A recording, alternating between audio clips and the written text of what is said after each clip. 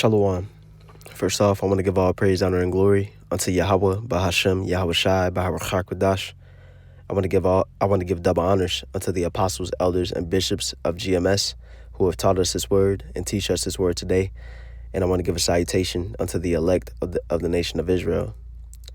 This is the brother Yatazak Bob with the GMS Nebraska camp. And in this lesson, what I want to go into is just speaking about the kingdom and how the kingdom is going to be nothing like this world we live in today.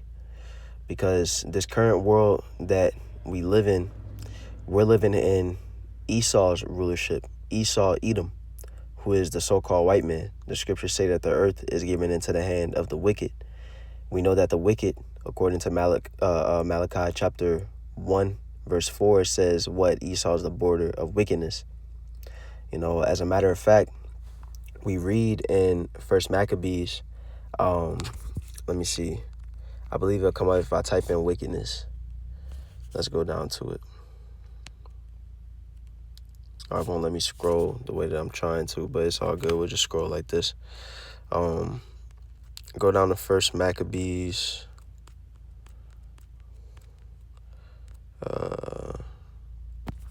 No, that's not it. Let me see.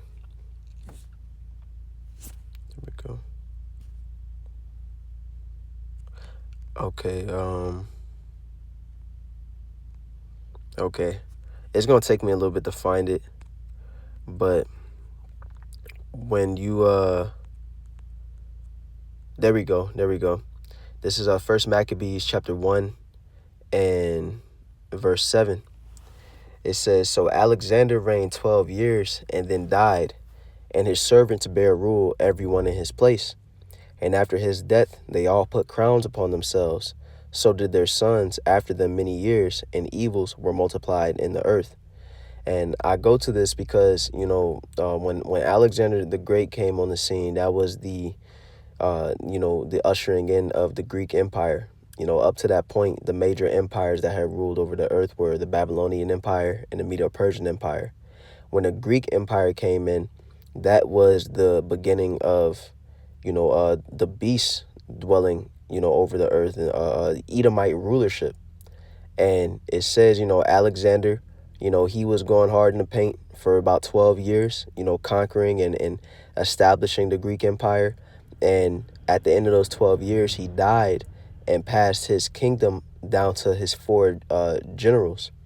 And it says that when his servants came and ruled, and then, his servants' sons after them, that's when the evils were multiplied upon the earth. And why? Is because those were Edomites that came into power. And we know this, it says that in Habakkuk chapter 2, verse 4, the soul which is lifted up in him is not upright. These are wicked people that we're dealing with, and that's why evils multiplied. And we see all the way up to this day, with Edomites ruling over this earth, the elites of Esau ruling, the elite banking families such as the Rothschilds, the Rockefellers, the DuPonts, the Gettys. We see the fruits of their rulership. The earth is languishing. The earth is in a terrible state. There's a moral decay. Depression is on an all-time high. Health is at an all-time low. All over the world, and we see, that Esau's rulership is leading to death, is leading to more wickedness and, evil. But our kingdom is going to be life. Our kingdom is, the scriptures say that when the righteous bears rule, the people rejoice, but when the wicked bear rule, the people mourn. When the Israelites come into rulership, when Jacob takes the kingdom, when the saints take the kingdom, it's going to be a righteous rulership. And I want to go here to 2 Ezra chapter 8, verse 52, which says, "For unto you is paradise opened." Now, what's paradise? Paradise is speaking about the kingdom. It says, "For unto you is paradise opened. The tree of life is planted. The time to come is prepared. Plenteousness is made ready. A city is builded, and rest is allowed. Yea, perfect goodness and wisdom." This is a description of the kingdom that we're reading about here, And here, let me make sure my mic is all good. Okay, yeah, we're good. I just want to make sure my Bluetooth wasn't on, but We're reading is a description of the kingdom, because what it says that a city is builded. What's that city? That's the kingdom of heaven. And we read about it in Hebrews chapter 13 verse 14, where it says, for here we have no continuing city, but we seek one to come.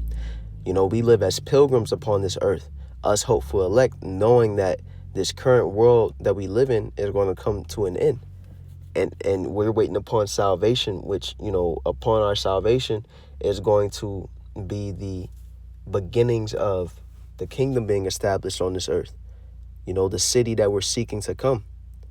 It says that rest is allowed, because once, the Israelites come into power, we will no longer be captive to any of the heathen. We will no longer be at the bottom. We will no longer be having to work, having to toil, having to, live by the sweat of our brow. We're going to be able to rest. We're going to be able to be at peace. The scriptures say that, in Revelation, either chapter 21 or 22, it says that there will be no more tears in the kingdom. No Israelite will be saddened or in a low state or a depressed state ever again. And that shows you that, what's going to be, the case in the kingdom. We're not going to be cursed anymore.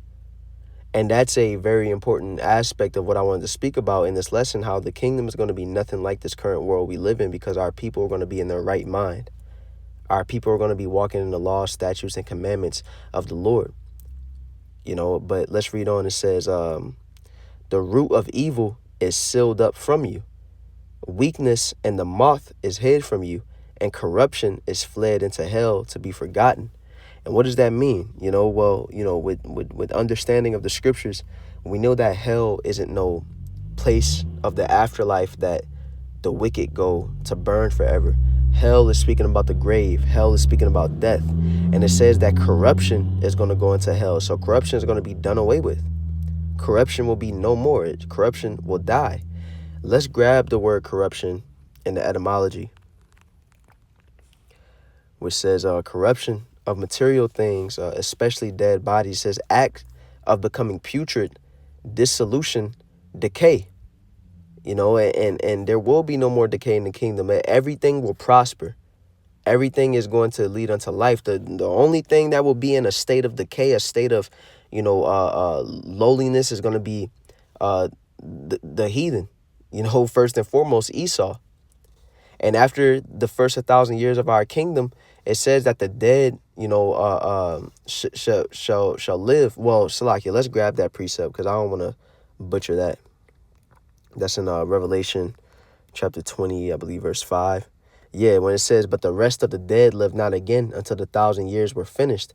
This is the first resurrection. And that dead that is speaking about is the heathen, where after 1,000 years in our kingdom, the Edomites are going to be done away with completely. We read about it in Obadiah around verse 17, 18, where it talks about, the nation of Israel being, a stubble and a fire. Or Salakia, it speaks about the nation of Israel being a fire and Esau being stubble. How, Esau is going to be completely destroyed after 1,000 years of hardcore captivity. Now, the heathen are going to serve a grueling captivity as well. But after 1,000 years, while they still will continue to be under our rule, they will be able to, we're going to ease up on them, for lack of better words. And the heathen are going to be in a prosperous state. They're not going to be on the level of the Israelites, not by far, but they're going to be in a good state.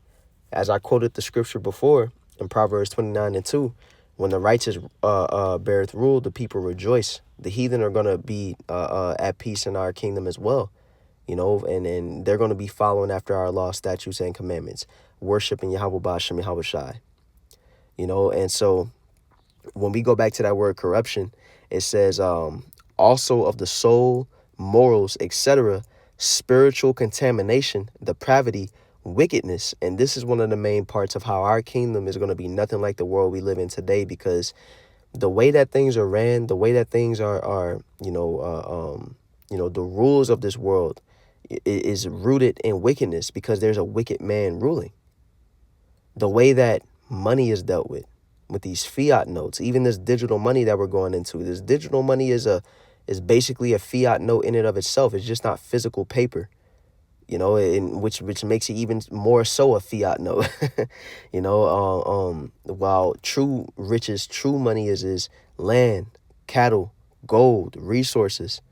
That we're going to go back to the old ways, where you have in this world, women can be with whoever they want to, have however many men they want. Nah, that's not the way that the Lord created things to be. A woman is supposed to be with one man for her whole life. Esau perpetuates his LGBTQ agenda. Esau, the way that animals are dealt with, the way that the land is dealt with. There is no land Sabbath. Esau just continues to toil the land, and we see that, the fruit, it ain't as good as it used to be. There's no seeds in the fruit.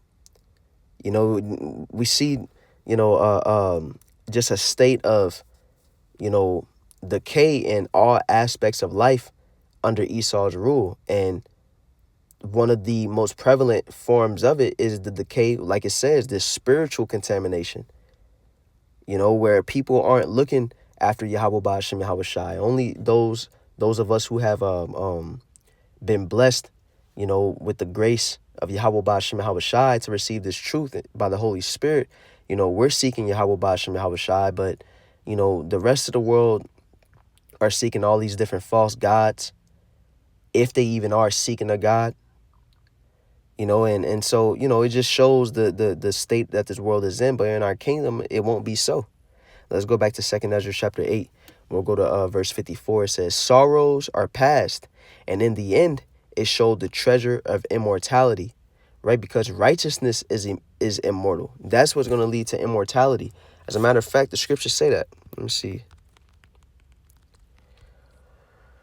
Yep, Wisdom of Solomon, chapter 1 and verse 15. It says, for righteousness is immortal.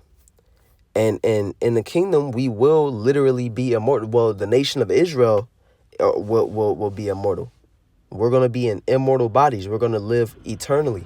Why? Because we're going to be completely righteous. Righteousness is going to be written in our inward parts. We're going to receive new bodies upon, salvation for the 1/3 for the elect, and the 2/3 when they are reincarnated in the kingdom as children of the elect. They're going to come in new bodies where righteousness is going to be written in their inward parts. In the second covenant, you read about that in Hebrews chapter 8. And that's what is going to lead to incorruption for our nation. That is what is going to, as a matter of fact, when we go to I believe 2 Ezra, no, that's not it. Let me see. Sirach chapter 10 verse 4, which says, the power of the earth is in the hand of the Lord, and in due time he will set over it one that is profitable. So right now the Lord has Esau ruling over this earth. He has this wicked ruler ruling over the earth. As a matter of fact, let's go to Daniel chapter 4 verse 17, which says, this matter is by the decree of the watchers, and the demand by the word of the holy ones, to the intent that the living may know that the Most High ruleth in the kingdom of men, and giveth it to whomsoever he will. So the Lord decides who rules, who's king, who's at the top, who's at the bottom. And it says what? And setteth up over it the basis of men. Who is what? Esau. In the book of Job, it speaks about, how he wouldn't even want, Esau to be in the field with his dogs. I believe it says, roughly paraphrasing. Why? Because Esau's nasty. And so the basis, the lowest form of human is ruling over this earth today. But when we go back to Sirach chapter 10 verse 4, it says, the power of the earth is in the hand of the Lord, and in due time he will set over it one that is profitable. So when the Israelites come into power, those are going to be the profitable ones to rule over the earth. That is going to, forward the earth. That is going to replenish the earth. Rule in righteousness. The earth won't languish anymore. The earth is going to be in its complete health. People are going to be in their complete health. People are going to eat the right way, believe the right things, think the right things. There won't be no leaders on this earth pushing no wicked agendas. Talking Obama talking about, I forgot what he said. He said something like, all boys should have a gay man to look up to or something like that. Like, that won't be so in the kingdom. People saying things like this. So, keep in mind, and this is a hope for us. This should make us strive for the kingdom even more, knowing that the kingdom of heaven is going to be nothing like this world we live in. It's going to be completely righteous. It's going to be a complete 180 from this current world. But let me see. I had another scripture I wanted to. Yeah, let's go to Isaiah chapter 24, verse 4. We're just going to grab a couple more scriptures and we'll close it. Isaiah chapter 24, verse 4 says, "The earth mourneth and fadeth away. The world languisheth and fadeth away. The hardy people of the earth do languish. The earth also is defiled under the inhabitants thereof, because they have transgressed the laws, changed the ordinance, broken the everlasting covenant." Now, ultimately, this is speaking to who? Israel. Why? Because the covenants belong to us. The law, statutes, and commandments were given to our nation. We transgressed the laws. No other nation can transgress the laws because the laws weren't given to them. But, this can be applied to Esau in the aspect that, he isn't ruling the world in, Yahweh Ba'ashem Yahweh Shai's vision. And when I say that, of course, the Lord has Esau set up to, work on the left-hand side and perpetuate wickedness. But I say, when I say that, I mean that Esau isn't ruling the world according to how the scriptures say that the world should be ruled. Esau isn't living according to how the scriptures say that man should live. And so the earth is defiled under the inhabitants thereof. Why? Because of how Esau has decided to rule. And it's causing the earth to languish. It's causing all the wickedness that we see and ultimately, the coming destruction. And I can say it, again and again. The kingdom won't be so at all. As a matter of fact, the scriptures say that when we come into rulership, there will be no more war. All the weapons of the world are going to be burnt up. There will be. It says that as a matter of fact, let's grab that real fast. I believe it's in Isaiah chapter 2, verse 4, where it says "And he shall judge among the nations." We can go up to verse 2 with this. Isaiah 2:2, it says, "And it shall come to pass in the last days that the mountain of the Lord's house shall be established in the top of the mountain." So a mountain is representative of a government, a rulership. It says the mountain of the Lord's house shall be established in the top of the mountain. So what is the Lord's house? It's speaking about Israel, and it says, "It shall be exalted above the hills, and all nations shall flow unto it." So all the heathen are going to come into the Israelites and say what? It says, "And many people shall go and say, Come ye, and let us go up to the mountain of the Lord, to the house of the power of Jacob. And he will teach us of his ways, and we will walk in his paths. For out of Zion shall go forth the law and the word of the Lord from Jerusalem." So we see that the heathen and all the inhabitants of the earth that are going to be, underneath our rule are going to be coming to us to follow our ways, to follow our paths, to see how to live properly, and the right power to worship, and let's read on. It says, "And he shall judge among the nations and shall rebuke many people, and they shall beat their swords into plowshares and their spears into pruning hook. Nation shall not lift up sword against nation, neither shall they learn war anymore." There will be no more calamity, no more war, no more, conflict in our kingdom, because when we're on top, everything's going to be set in its right place. There will be no more fighting for rulership. No, our kingdom is going to be cemented, and peace is going to come from that. Righteousness is going to come from that, and the world and all the people who live in it are going to be all right. Save Esau, but I want to get one more scripture, because, this truth, this walk that we're in right now, this is our preparation for the time to come. We strive to be of the hopeful elect, but, what comes with that, this isn't just, we're just trying to do right and we're just, trying to avoid the destruction to come. We're preparing ourselves to be, kings and priests. We're preparing ourselves to be, Lord willing, we be of the 144,000, the 1/3, wherever we be. We're preparing ourselves to be a part of, the governing body or a part of the nation that are the rulers of this earth. And this is why the scriptures say in Jeremiah 6:16, thus saith the Lord Yahweh, stand ye in the ways and see and ask for the old paths, where's the good way. So we're supposed to be, looking at the ancients and looking into the scriptures, trying to follow the law, statutes, and commandments to the best of our ability. These scriptures are showing us the proper way to judge. And Esau is an example of, a wicked way to judge. But we're being prepared to be the judges of the earth. And we have to keep that in mind, because this truth is, it's important. This isn't just, something that we do on the weekends. This isn't just, a side thing for us. We are, in the process of being ushered into being the rulers of this earth, and we have to carry ourselves as such. We have to walk in that mindset that we are going to be the kings, the nobles, the judges, the rulers of this planet. And with that, there's a certain mindset, a certain way that we are supposed to carry ourselves, and knowing that we're going to be in that position. It says, thus saith the Lord Yahweh, stand ye in the ways and see and ask for the old paths, where's the good way, and walk therein, and ye shall find rest for your souls. But they said we would not walk therein. So it's the old paths, it's the righteous way, it's the way of the ancients, the way that, Yahweh Ba'ashem Yahweh Shai is given us by way of the law, statutes, and commandments that is going to give us rest for our souls. That's what the good way is.